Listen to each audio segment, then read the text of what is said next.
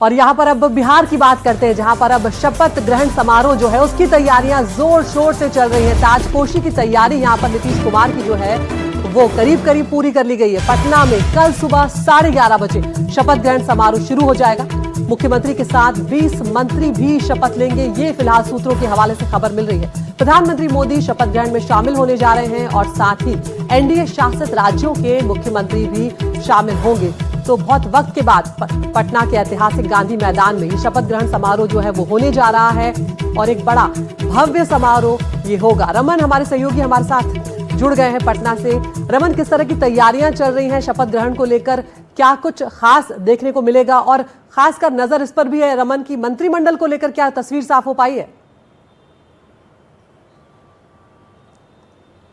जी बिल्कुल, आज जो भी तस्वीर है वो आज रात तक साफ हो जाएगी, क्योंकि कल शपथ ग्रहण गांधी मैदान में होना है। साल 2010 के बाद ये पहली बार होगा 15 साल के बाद जब मुख्यमंत्री नीतीश कुमार गांधी मैदान में शपथ ग्रहण करने जा रहे हैं। तो इसको बहुत बड़ा और भव्य करने की तैयारी एनडीए की तरफ से कर ली गई है। प्रधानमंत्री नरेंद्र मोदी भी 12:30 तक कल गांधी मैदान में पहुंच जाएंगे और लगभग 1 से 2 लाख की जो भीड़ है लोगों की, कार्यकर्ताओं की एनडीए के, वो कल गांधी मैदान में होगी। तो आप समझ सकते हैं कितना बड़ा प्रोग्राम जो है वो एनडीए की तरफ से शक्ति प्रदर्शन के तौर पे भी किया जाएगा कि प्रधानमंत्री नरेंद्र मोदी होंगे, तमाम एनडीए शासित राज्यों के जो मुख्यमंत्री है उन्हें भी इस शपथ ग्रहण में आमंत्रण दिया गया है। और नीतीश कुमार के साथ साथ अभी बताया जा रहा है कि 20 जो मंत्री होंगे मंत्रिमंडल के वो भी शपथ लेंगे। हालांकि इसको लेकर अभी तक क्लियरिटी नहीं है, लेकिन जो संभावित नाम है उनमें कई जेडीयू के सीनियर लीडर है, जैसे कि अशोक चौधरी, विजय चौधरी, बीजेपी से बात करें तो सम्राट चौधरी, ऐसे कई नेता है जो नीतीश कुमार के मंत्रिमंडल में, कैबिनेट में शामिल हो सकते हैं।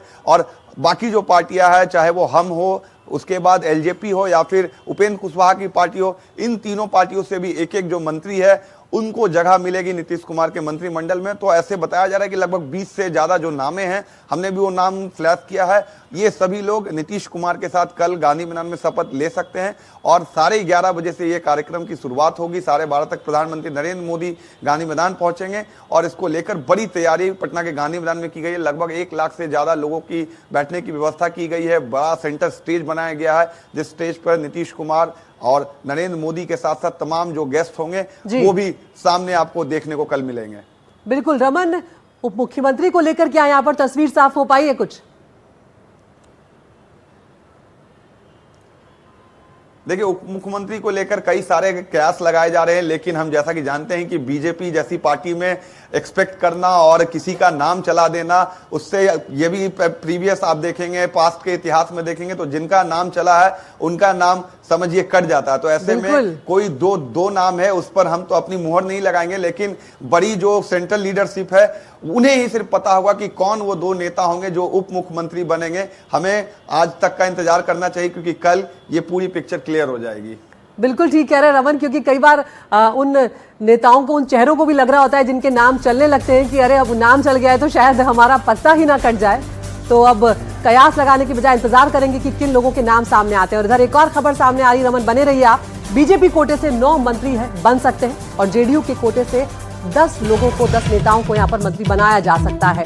अगर हम एलजेपी की बात करें तो यहाँ से राजू तिवारी मंत्री हो सकते हैं। हम पार्टी से संतोष सुमन संभावित चेहरा है मंत्री बनने का। आरएलएम से स्नेहलता कुशवाहा जो है उनका नाम आगे चल रहा है मंत्रिमंडल में शामिल किए जाने को लेकर। बीजेपी के कोटे से सम्राट चौधरी, विजय सिन्हा, नितिन क्वीन, रेणु देवी, मंगल पांडे, नीरज बबलू, संजय सरावगी, हरी सहनी, रजनीश कुमार जो है वो मंत्री बन सकते हैं। और अब आपको जेडीयू के कोटे से जो नाम सामने आ रहे हैं वो भी यहाँ पर बताते चलते हैं। विजय चौधरी, श्रवण कुमार, अशोक चौधरी, जामा खान, रत्नेश सदा, लेसी सिंह, विजेंद्र यादव, सुनील कुमार, इन लोगों के नाम चल रहे हैं। तो बीजेपी के कोटे से यहाँ पर 9 मंत्री और जेडीयू के कोटे से 10 मंत्री हो सकते हैं। तो यहाँ पर रमन कुछ लोगों के नाम भी हम यहाँ पर बता रहे हैं जो संभावित चेहरे हो सकते हैं कल मंत्रिमंडल में शामिल होने को लेकर।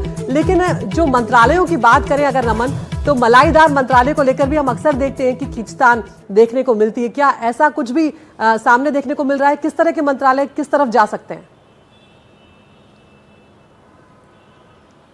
जैसे कि स्पीकर के साथ साथ मंत्रालय को लेकर जो है वो बात अभी फाइनल नहीं हुई है। हालांकि दिल्ली में कल बैठक हुई थी अमित शाह के साथ ललन सिंह और संजय झा की, तो बताया जा रहा है कि उस बैठक में संभवतः उन सभी निर्णयों पर डिसीजन लिया जा चुका है कि कौन सा मंत्रालय जो है वो किनके पास है। क्योंकि पास में अगर आप देखेंगे तो रोड मंत्रालय से जुड़ा जो स्वास्थ्य मंत्रालय, ये तमाम ऐसे मंत्रालय थे जो कि बीजेपी के पास थे। लेकिन एक बड़ा मंत्रालय जो कि गृह विभाग है, लगातार पिछले 20 साल से गृह विभाग नीतीश कुमार ने अपने पास रखा है और इस बार भी गृह विभाग संभावित लग रहा है कि नीतीश कुमार के ही पास रहेगा। लेकिन बाकी के जो बड़े मंत्रालय है, जिसमें कि रोड का मंत्रालय है, स्वास्थ्य का मंत्रालय, ये बीजेपी अपने पास होल्ड करना चाहेगी। क्योंकि मंगल पांडे इनके पूर्व में मंत्री थे स्वास्थ्य विभाग के। रोड की बात करें तो रोड का मंत्री नितिन नवीन थे। तो ऐसे सारे जो बड़े मंत्रालय हैं गृह विभाग को छोड़कर, ये सारे मंत्रालय बीजेपी अपने पास रिटेन करना चाहेगी। इस बार के जो शपथ ग्रहण होगा और जो कैबिनेट डिस्ट्रीब्यूशन होगा उसमें बीजेपी अपने साथ ये 3-4 जो बड़े मंत्रालय, जिसमें शहरी विकास भी आता है, ऐसे मंत्रालय को अपने पास रखेगी। हालांकि जेडीयू के कोटे में भी काफी क्रीम और बड़े मंत्रालय थे, जिसमें जल संसाधन से लेकर बाकी के जो विभाग होते हैं, जिसमें कि विजय चौधरी, अशोक चौधरी जैसे नेता जेडीयू में बड़े नेता माने जाते हैं और उनके पास ऐसे विभाग। बिल्कुल, तो जो वरिष्ठ नेता है यहाँ पर, जो अनुभवी नेता है, उन्हें यहाँ पर दोनों ही पार्टियां तरजीह देती हुई नजर आएंगी। रमन, ये जरूर हम देखेंगे यहाँ पर। और कुछ ही देर में बीजेपी की विधायक दल की जो बैठक है वो भी शुरू होने जा रही है। तो अब दिल्ली से सारी टीम जो है वो उठकर पटना पहुंच चुकी है, क्योंकि अब करीब 24 घंटों का ही वक्त रह गया जब शपथ ग्रहण समारोह वहां पर शुरू हो जाएगा। और कुछ देर में बीजेपी विधायक दल की बैठक होगी। पटना में बैठक के लिए विधायकों के पहुंचने का सिलसिला भी यहाँ पर शुरू हो गया है।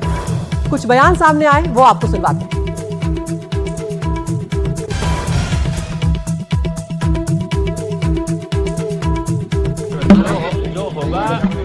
जैसे जैसे होता जाएगा वैसे वैसे आपको बताया जाएगा।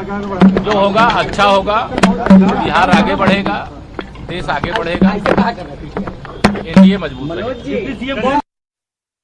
जनादेश मिला है, बिहार की जनता ने जनादेश दिया है हमारे एनडीए को। तो एनडीए के सभी घटक दल का अपना अपना बैठक है। आज हमारे यहाँ भी बैठक है।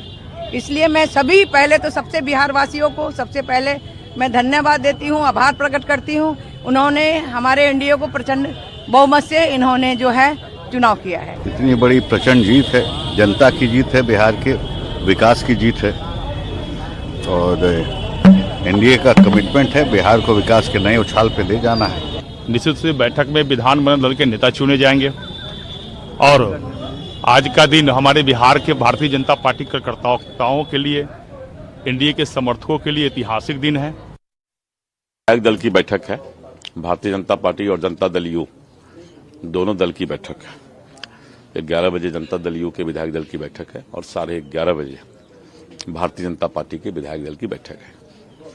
सभी लोग अपने नेता का चयन करके फिर 3:30 बजे बिहार विधानसभा में सेंट्रल हॉल में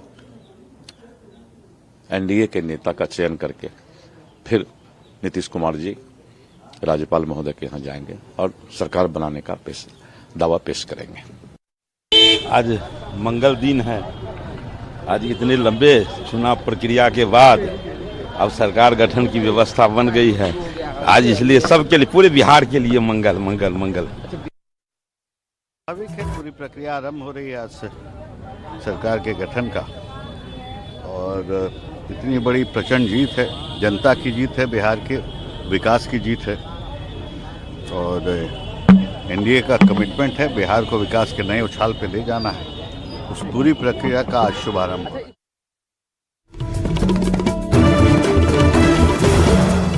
तो जहां बीजेपी की बैठक होने जा रही है, उससे पहले ही जेडीयू की विधायक दल की बैठक भी होने जा रही है। बैठक में नीतीश कुमार को यहां पर अपना नेता चुना जाएगा। पटना के अणे मार्ग पर जेडीयू ऑफिस में ये बैठक शुरू होने जा रही है।